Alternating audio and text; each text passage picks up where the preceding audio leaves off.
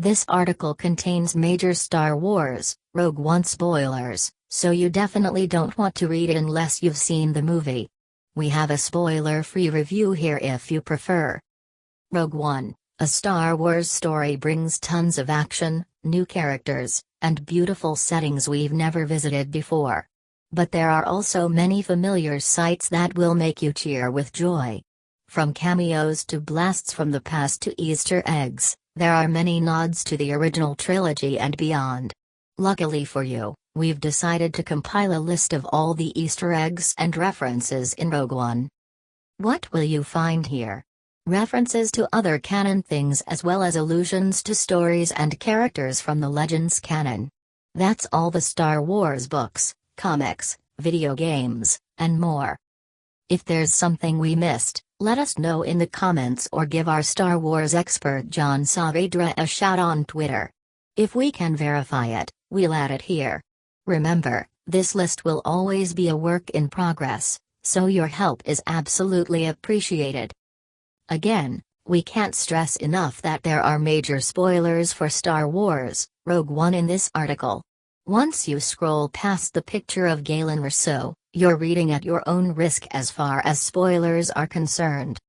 Here are the Easter eggs and references we've found in Rogue One so far. Join Amazon Prime, watch thousands of movies and TV shows anytime, start free trial now. The prologue. Rogue One is the first Star Wars movie not to feature an opening crawl. It does, however, have the classic opening line, "A long time ago in a galaxy far, far away." The opening crawl is a classic trademark of Star Wars storytelling, providing background information and setting up the first scene of the movie. The title of the film itself is a callback to the call sign of the leader of Rogue Squadron, the elite starfighter unit of the Rebellion, and later the New Republic. Rogue One was originally called Destroyer of Worlds when it was first pitched by ILM's John Knoll. Read more about that here. This is undoubtedly a reference to J. Robert Oppenheimer, one of the scientists who helped develop the atom bomb. Like every other Star Wars film before it, Rogue One opens in space. While all the other films open by slowly panning toward a planet, Rogue One reveals a planet in the very first shot.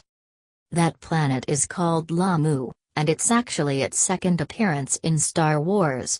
The first was in the Rogue One tie-in novel, Catalyst, by James Luceno. Director Orson Krennic's ship is a Delta-class T-3C shuttle and it's used as a transport by the Empire. This is the shuttle's first appearance. It may remind you of the Lambda-class T-4A shuttle, which first appeared in Return of the Jedi. Related, who is director Krennic? Krennic, played by Ben Mendelsohn, first appeared in Catalyst, as well. He first served as a lieutenant commander for the Republic in the Republic Corps of Engineers during the Clone Wars and later the Republic Special Weapons Group. He was one of the key men responsible for the Death Star project.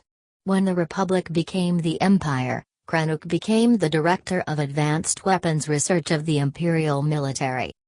While Krennic's white Imperial uniform might remind you of Grand Admiral Thrawn from Timothy Zahn's Thrawn trilogy and the Rebels animated series, the uniform was first used by Colonel Wolf Ulren in A New Hope.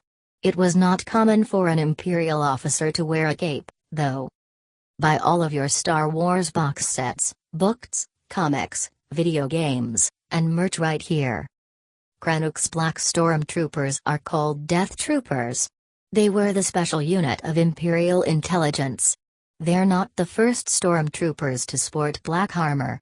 The Force-sensitive Shadow Troopers from the video game Jedi Knight 2, Jedi Outcast, Legends, come to mind as a particularly cool example.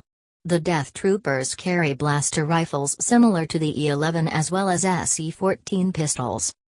There's a brief shot where one of the Death Troopers picks up a Stormtrooper doll from the ground. This is likely a nod to Rey's Rebel pilot doll in The Force Awakens. Galen Erso, played by Mads Mikkelsen, first appeared in Catalyst.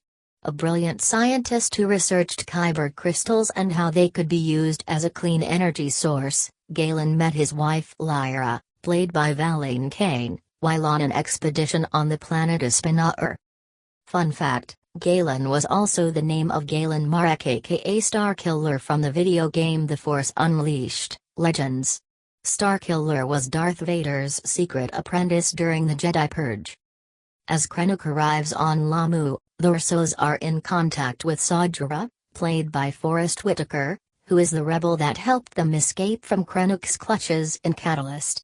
Gerrera is the first of the many returning characters in Rogue One. He first appeared in the Clone Wars episode A War on Two Fronts as a freedom fighter on the planet Rondern. Gerrera later formed an Extremis Star.